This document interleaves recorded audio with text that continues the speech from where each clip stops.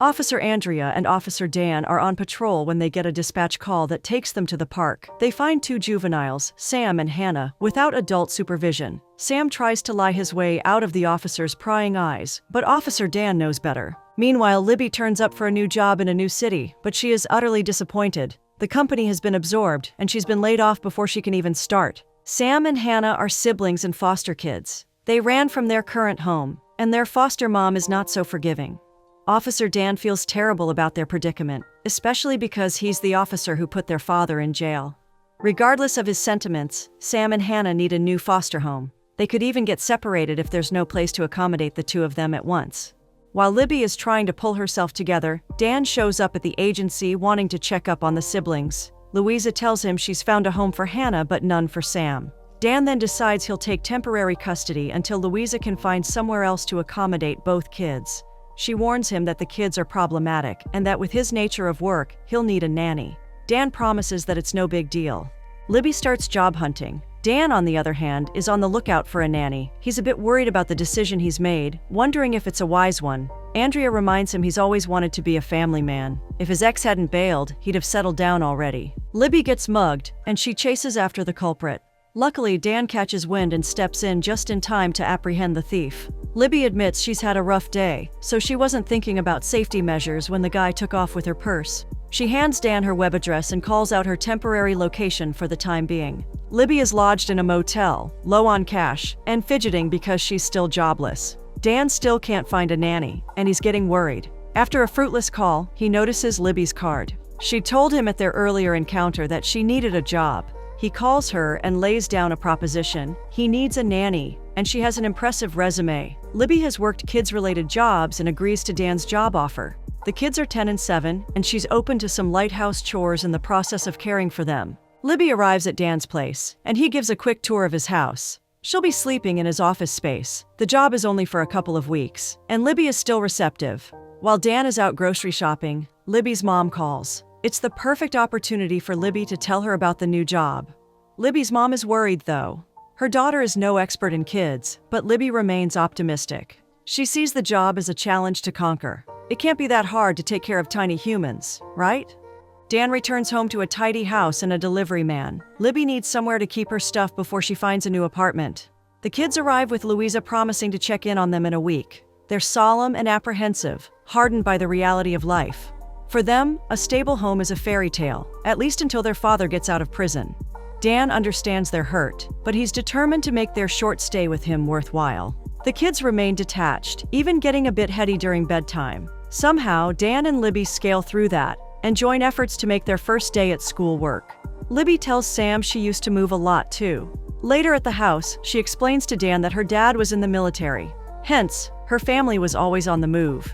Dan will be working late, past the kids' bedtime. The adults find themselves teasing each other about what today's bedtime episode will be like. Getting the kids to go to bed proves difficult, and the internet is of no help to Libby. The kids become mischievous, getting chocolate milk on Libby's work shirt. She finds her expensive shoes in the washing machine, and the kids realize they've gone too far. The shoe incident leads to a heart-to-heart that reveals Libby specializes in video game production.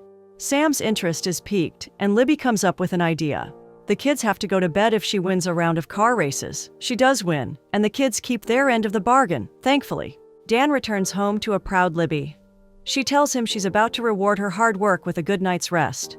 Hannah reasons they should go easy on Libby, but Sam disagrees.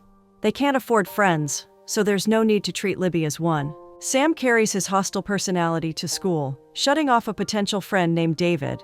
Dan goes to see Louisa. She hasn't gotten somewhere for the kids, and Dan requests a license. She agrees and gets the paperwork ready. When things get messy at lunch, David steps in with the teacher, but Sam is ungrateful. He wants to be a lone wolf, not a helpless dog. David steps back, and Sam refuses to tell Libby what happened with the mean kids. Dan and Libby get to know each other better after the kids have been tucked in. Dan comes from a perfect family background, but Libby is the opposite.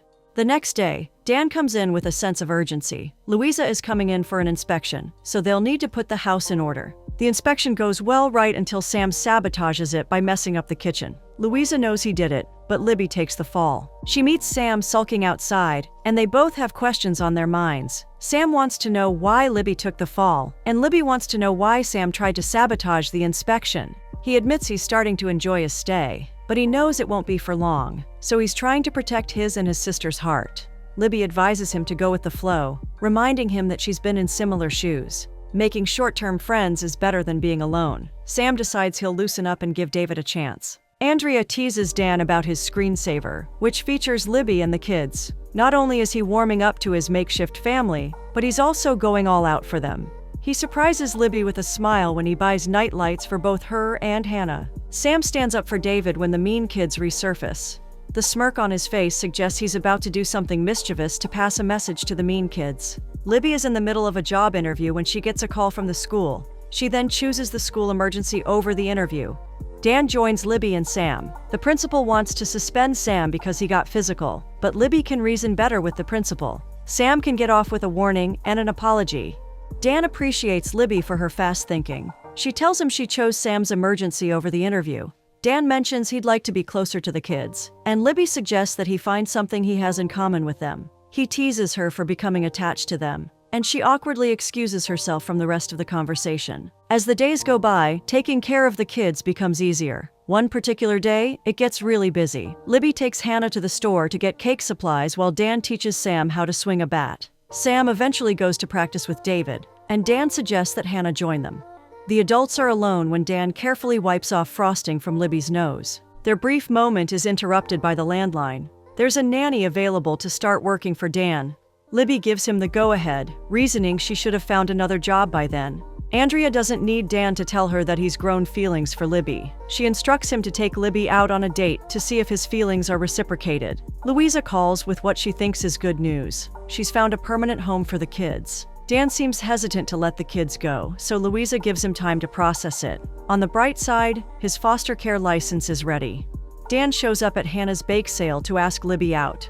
The new nanny, Evelyn, will watch and get to know the kids while they're out. Libby thinks it's a great idea. The kids are less excited. They want Libby to keep being their nanny. Dan explains that Libby has a different career to chase, and it wouldn't be nice to hold her back. He further explains that she's not leaving their lives for good. She'll get a place close by, and they could have family dinners on Sundays. Dan and Libby head out on their date, leaving the kids confident they'll outsmart the newbie nanny. But Evelyn looks them straight in the eye and sets them straight. During the date, Dan expresses excitement over bonding with Sam and Hannah. Libby proposes that he could adopt them. He's hesitant though, citing that parenting isn't a one-man job. Libby believes otherwise. He's a great cop, and he'll be a great father. Meanwhile, Sam and Hannah discuss getting naughty. They want to get rid of Evelyn and keep Libby from leaving. Dan and Libby return, and just as Dan is about to ask Libby on another date, Evelyn storms out, announcing that she's quit. Libby decides to stay longer, but she and Dan know the kids are in for a long and stern lecture. Meanwhile, the little monsters watch Evelyn leave and fist pump, proud of a job well done. On their next patrol, Dan tells Andrea that the date didn't clarify much for him. He knows he likes Libby, but he's not sure if she feels the same about him. The whole family comes out to support Sam at his baseball tryouts. Though nervous at first, their encouragement helps him nail his performance and secure the next opportunity. Libby starts to pack, and Sam spots a video game that never made it to the limelight. After taking both Dan and the kids through the thought process of making a game, Sam encourages Libby not to quit making video games. He got better at baseball, so he believes Libby can get better with perseverance and practice. Louisa calls Dan with bad news this time. The home she got for the kids is no longer available, but Dan tells her not to worry. The kids are tucked in bed when Dan tells them he'll be their foster dad. Sam finds Libby and fills her in. While he appreciates Dan's gesture, he misses his real dad. He's also scared Dan might give them away before they can be reunited with their father, so Libby steps in with words of comfort. Dan gives Libby a chance to reciprocate his feelings, but she dodges the question, using the kids' lunches as an excuse to leave the room. Sam and Hannah get an idea from the love story of David's parents. They wear proud smiles, sure that they've found a way to get Libby to stay. Libby has a job interview and woos her interviewer when she successfully gets his restless daughter to stay put. She's handed the job on the spot. She returns to Dan's and meets a treat. The kids planned a date for her and Dan. They want her to marry Dan, but Dan suggests they take things slow. He likes her, and he's hoping they can build on their chemistry. He's hoping they can become an official couple. Libby breaks it to him. Her new job is in Portland, and she's moving in a week. She apologizes and walks out of the room, leaving both Dan and the kids downcast. Libby eventually leaves. Her first meeting with the board has her wondering if she's made the right decision. The kids aren't taking her absence well, Sam especially. He's struggling with the concept of people coming into his life just to leave. It's almost bedtime, and the doorbell rings. Dan instructs the kids to prepare for bed while he gets the door. Louisa is the late-night visitor. She has something important to discuss with Dan. Libby tells her mom she dislikes her new job. Mama Libby then advises Libby to quit. The conversation didn't last for long because her study group came over. She didn't want one at first, but she's realized she doesn't have to face her academic journey alone. Sam and Hannah eavesdrop on Louisa and Dan's conversation. They learn that their dad is on parole, but he's revoked his parenting rights. They also learn Dan put their dad in prison, and Sam decides they've heard enough. Dan calls Libby when he sees the kids are gone. She remembers a photo Sam showed her, and it gives her an idea of where the kids could be. Turns out she's right. Dan and Libby can convince the kids to come out of hiding. No one is going to give them away anymore. No one is going to hurt them. Most importantly, Libby has come to stay. Libby admits, just like Sam, that she was scared to let people in because they could leave.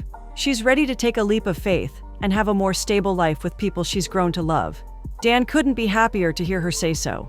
They seal their new and promising journey together with a kiss. Libby gets funding for her new company. To celebrate, the kids have made her favorite meal, but that's not all. Hannah steps up with a shoebox, and Libby thinks it's new shoes. Inside the box is a smaller box, with rose petals scattered on the floor. Dan gets down on one knee and proposes. Guess what Libby says? Yes.